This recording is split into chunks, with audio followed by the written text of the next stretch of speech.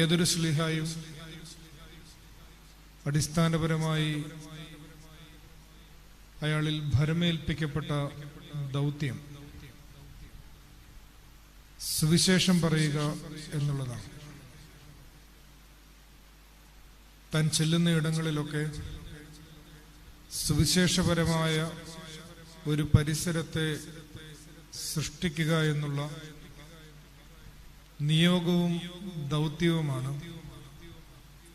ഓരോ അപ്പോസ്തലനിലും ഭരമേൽപ്പിക്കപ്പെട്ടിട്ടുള്ളത്.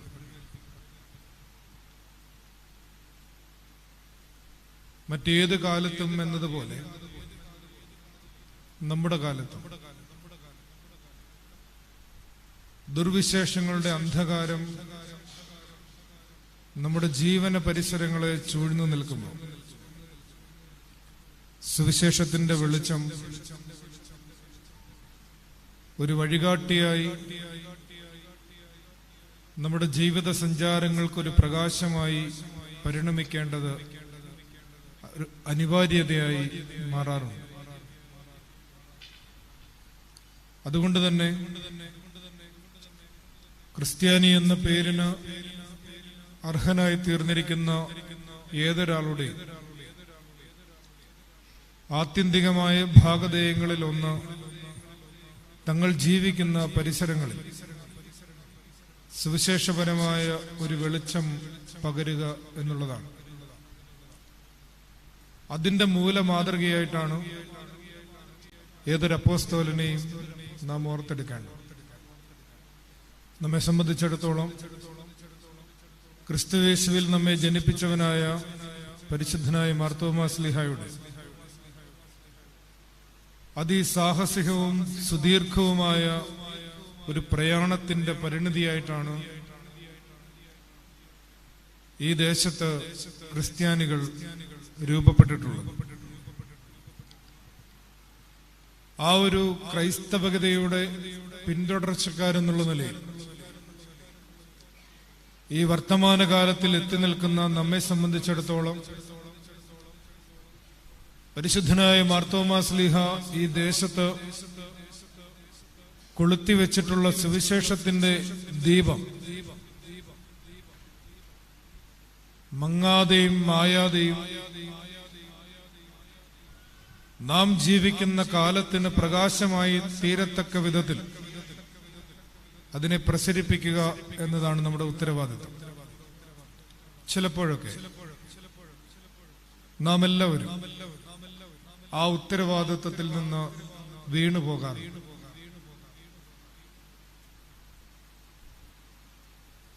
നമ്മുടെ വാക്കും നമ്മുടെ പ്രവൃത്തി വെളിച്ചത്തേക്കാൾ ഇരുട്ടിനെ നിറയ്ക്കുന്നതായി തീരാറുണ്ട്.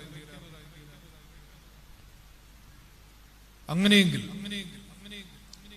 പരിശുദ്ധനായ മാർത്തോമാ ശ്ലീഹ ഏതു വിധേനയാണ് തന്റെ യാത്രയിലുടനീളം ഈ സുവിശേഷത്തിന്റെ വെളിച്ചം ഹൃത്തിൽ സൂക്ഷിച്ചത് എന്ന് നാം ആരായേണ്ടതുണ്ട്.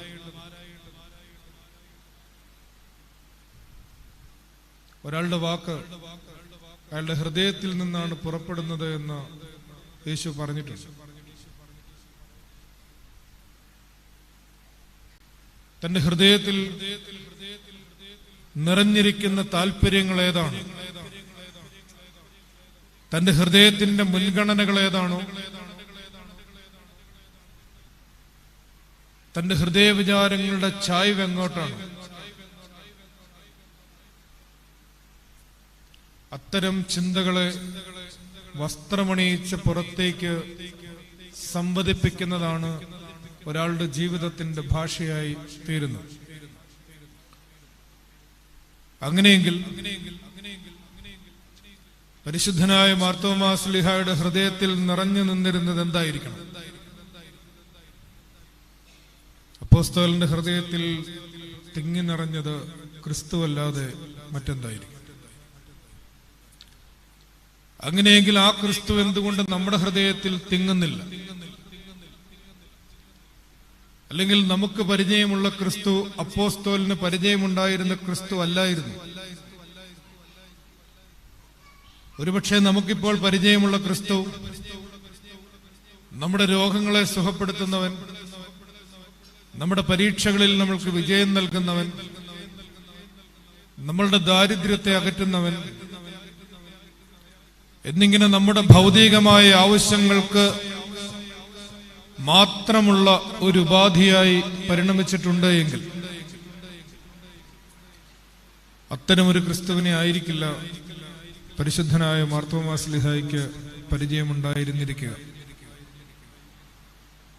വളരെ ഗൗരവതരമായി ഈ കാലഘട്ടത്തിൽ നാം എല്ലാവരും ഒരുമിച്ച് പുനർവിചിന്തനം ചെയ്യേണ്ട ഒരു ദൈവസങ്കല്പത്തെക്കുറിച്ചാണ് നമ്മളിപ്പോൾ പറഞ്ഞുകൊണ്ടിരിക്കുന്നത്.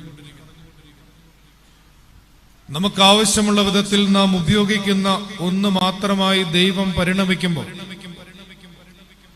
ഒരു കാറ്റലിസ്റ്റ് പോലെ നമ്മുടെ ജീവിതത്തെ നിരന്തരം പരിണമിപ്പിക്കുന്ന ഒരു സജീവ യാഥാർത്ഥ്യമായി ക്രിസ്തുബോധം നമ്മുടെ ഹൃദയത്തിൽ രൂപപ്പെടുന്നില്ല എങ്കിൽ പരിശുദ്ധനായ മാർത്തോമാ ശ്ലീഹായുടെ ഹൃദയവിചാരങ്ങളും നമ്മുടെ ഹൃദയവിചാരങ്ങളും തമ്മിൽ നന്നേ അകലമുണ്ട് എന്ന് നാം കരുതേണ്ടി വരും. പഴയ നിയമത്തിൽ 3 തരത്തിലുള്ള നായക സങ്കല്പങ്ങൾ നിലനിന്നിരുന്നുവെന്ന് തിരുവെഴുത്ത് പഠിക്കുമ്പോൾ നമുക്കറിയാം. പഴയ നിയമത്തിൽ ജനത്തെ നയിച്ചിരുന്ന 3 നേതൃത്വ സങ്കല്പങ്ങളിൽ ഒന്ന് രാജാവ്, മറ്റൊന്ന് പ്രവാചകൻ, മറ്റൊന്ന് പുരോഹിതൻ. ഈ 3 നേതൃസങ്കല്പങ്ങളാണ് മോശയെ പോലെ അഹറോനെ പോലെ ഇഴുകിച്ചേർന്നിരിക്കുന്നുവെന്ന് സഭാപിതാക്കന്മാർ നമ്മളെ പഠിപ്പിക്കും. രാജാവും പ്രവാചകനും പുരോഹിതനും ഒരുപോലെ ചേർന്ന് നിൽക്കുന്ന ഒരു നേതൃസങ്കല്പമായിട്ടാണ് ക്രിസ്തു പുതിയ നിയമത്തിൽ ആവിഷ്കരിക്കപ്പെടുന്നത്. അത് പരിശുദ്ധനായ മാർത്തോമാ ശ്ലീഹ തുടങ്ങി എല്ലാ അപ്പോസ്തലന്മാരും ഗ്രഹിച്ചിരിക്കുന്നത് ഏത് വിധേനയാണ് എന്ന് അവരുടെ എഴുത്തുകളിൽ നിന്നും അഥവാ സുവിശേഷങ്ങളിൽ നിന്നും അപ്പോസ്തലന്മാരുടെ പ്രവർത്തികളിൽ നിന്നും അപ്പോസ്തലന്മാരുടെ ലേഖനങ്ങളിൽ നിന്നും മാത്രമല്ല, പിന്നീടുള്ള അപ്പോസ്തോലിക പിതാക്കന്മാരിൽ നിന്നും വിശ്വാസ സമർത്ഥകരുടെ എഴുത്തുകളിൽ നിന്നും സഭയിലെ ആദ്യ നൂറ്റാണ്ടിലെ പിതാക്കന്മാരുടെ സന്യാസ പിതാക്കന്മാരുടെയും രചനകളിൽ നിന്നുമൊക്കെ നമുക്ക് വ്യക്തമാവുന്നതാണ്. അതിലൊരു ദൃഷ്ടാന്തം മാത്രം ഈ സമയത്ത് ഞാൻ പങ്കുവെക്കട്ടെ. അബ്ബാ മക്കാറിയോസ്, മരുഭൂമിയിലെ താപസ ശ്രേഷ്ഠനായ ഒരു പിതാവ്, അദ്ദേഹം ഒരു വിശ്വാസിയുടെ ജീവിതം എങ്ങനെയാണ് ക്രിസ്തുവിൽ വെളിപ്പെടുന്ന ഈ 3 നായക സങ്കല്പങ്ങളുമായി ചേർന്ന് നിൽക്കുന്നത് എന്ന ഒരു വരിയിൽ സംഗ്രഹിച്ചിട്ടുണ്ട്. അദ്ദേഹം ഇങ്ങനെ പറയും: By the anointing, all have become kings, priests, and prophets of heavenly mysteries. ദൈവീക രഹസ്യങ്ങളുടെ, സ്വർഗീയ രഹസ്യങ്ങളുടെ പരിചാരകന്മാരായി, പുരോഹിതന്മാരായി, പ്രവാചകന്മാരായി, രാജാക്കന്മാരായി ഓരോ വിശ്വാസിയും അഭിഷേകം ചെയ്യപ്പെട്ടിരിക്കുന്നവരാണ്. അങ്ങനെയെങ്കിൽ ഈ 3 തലങ്ങളും നമ്മുടെ ജീവിതത്തിൽ എങ്ങനെയാണ് പ്രായോഗികവൽക്കരിക്കേണ്ടത്? അതും അതിന്റെ വിശദീകരണമായി അവിടെ തന്നെ അദ്ദേഹം പറഞ്ഞു വെക്കും. കിങ്ഷിപ്പ് അഥവാ റോയൽ ഡിഗ്നിറ്റി, രാജകീയ അന്തസ്, mastery of the spiritual over the material, ഭൗതികതയെ നിയന്ത്രിക്കാനുള്ള ആത്മാവിന്റെ ശക്തി, ആത്മനിയന്ത്രണത്തിന്റെ ജീവനകലയാണ് രാജകീയ അന്തസ്. നമ്മുടെ ഇന്ദ്രിയങ്ങൾ നമ്മെ നയിക്കുന്ന, നമ്മുടെ അഭീഷ്ടങ്ങൾക്കും താല്പര്യങ്ങൾക്കും കാമനകൾക്കും പിന്നാലെ പോകാതിരിക്കാൻ ചിത്തശുദ്ധിയോടെ, ആത്മനിയന്ത്രണത്തോടെ തന്നെ തന്നെ കരുതാൻ, കാത്തു സൂക്ഷിക്കാൻ ശേഷിയുള്ളവൻ, അവനാണ് വീരൻ, വീര്യമുള്ളവൻ, രാജാവ്. അതാണ് ആ രാജകീയ അന്തസ്സിന്റെ അർത്ഥം. രണ്ടാമത് അദ്ദേഹം പറയും priestly dignity. Offer our bodies as living sacrifice. അപ്പോസ്തലൻ പൗലോസ് പറയുന്നുണ്ട്, നിങ്ങൾ ബുദ്ധിയുള്ള ആരാധനയായി ദൈവത്തിന് സമർപ്പിക്കുന്നതിനെ കുറിച്ച്. ഇത്തരത്തിൽ സ്വയം ആത്മശരീര മനസ്സുകളാം തിരുമുൽ കാഴ്ചകളെ ദൈവസന്നിധിയിൽ സമർപ്പിക്കുന്നതിനെ കുറിച്ചാണ്, സ്വയം ബലിയായി തീരലിന്റെ ജീവനകല അഭ്യസിക്കുന്നതിനെ കുറിച്ചാണ് പ്രീസ്റ്റ്ലി ഡിഗ്നിറ്റി നമ്മളെ പഠിപ്പിക്കുന്നത്, പൗരോഹിത്യപരമായ അന്തസ്സ്. മൂന്നാമത്, പ്രൊഫറ്റിക് ഡിഗ്നിറ്റിയിലേക്ക് പ്രവേശിക്കുന്നതിന് മുമ്പ് പ്രീസ്റ്റ്ലി ഡിഗ്നിറ്റിയെ കുറിച്ചുള്ള മനോഹരമായൊരു വരി നസ്യാൻസിലെ വിശുദ്ധനായ ഗ്രിഗറി പറഞ്ഞിരിക്കുന്നതും കൂടി ഒന്ന് പറഞ്ഞു വെക്കട്ടെ. We are priest by the offering of ourselves as a spiritual sacrifice. നമ്മളെ തന്നെ ഒരു ആത്മീയ ബലിയായി സമർപ്പിക്കുന്നതിലൂടെ നാം പുരോഹിതന്മാരായി തീരുന്നുണ്ട്. മൂന്നാമത്, പ്രവചനപരമായ അന്തസ്സ്, പ്രൊഫറ്റിക്കൽ ഡിഗ്നിറ്റി. അതിങ്ങനെയാണ് വിശദീകരിക്കുന്നത്. We are prophets because one who sees what eye has not seen. കണ്ണുകൾ കാണുന്നതിനപ്പുറം കാണുന്നവൻ, അവനാണ് പ്രവാചകൻ. സംസ്കൃതത്തിലെ വാക്കിന്റെ നിരുക്തം പ്രവചനം എന്നാൽ പ്രചോദിപ്പിക്കുന്ന വചനം പറയുന്നവനെന്നാണ്, ഇൻസ്പയറിംഗ് വേർഡ് പറയുന്നവനെന്നാണ്. One who sees the designs of God in this world എന്നൊരർത്ഥം വേദപുസ്തകത്തിൽ പരാമർശിക്കുന്നു. ദൈവത്തിന്റെ നിർമ്മിതികളെ കുറിച്ച് ഈ ലോകത്തിൽ ധാരണയുള്ളവൻ. പണ്ട് പറഞ്ഞു കേട്ടിട്ടില്ലേ, കണ്ണടച്ചാൽ ഇരുട്ടാണ്, കണ്ണ് തുറന്നാൽ വെളിച്ചമാണ് എന്ന് നമ്മൾ പറയും സാധാരണഗതിയിൽ. എന്നാൽ കുറെ കൂടി അറിവുള്ളവർ പറയുന്നത്